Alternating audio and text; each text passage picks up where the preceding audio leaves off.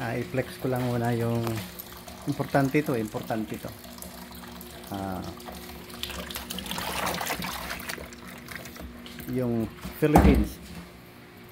yung Pilipinas, maraming lamok. Ito ay yung bigas namin nakalagay dito.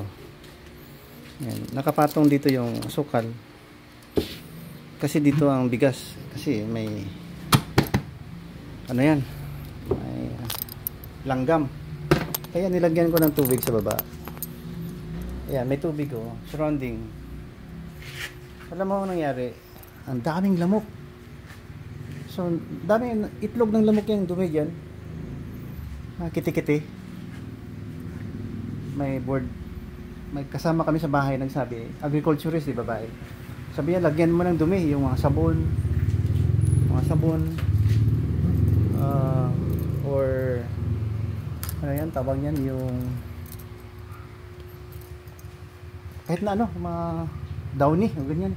Sa akin nilagay ko asin. Yan, may asin dyan sa dalim. Ito.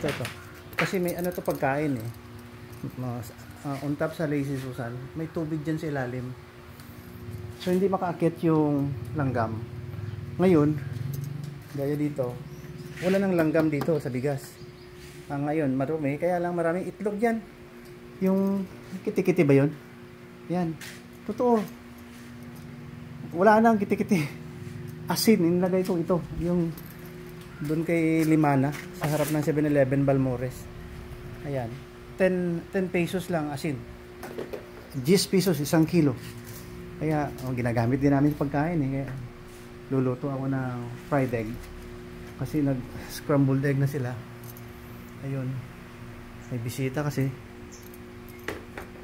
Ayan. Ako nagluluto ng pagkain ko. Ayan. May 19, 2024. Papabot.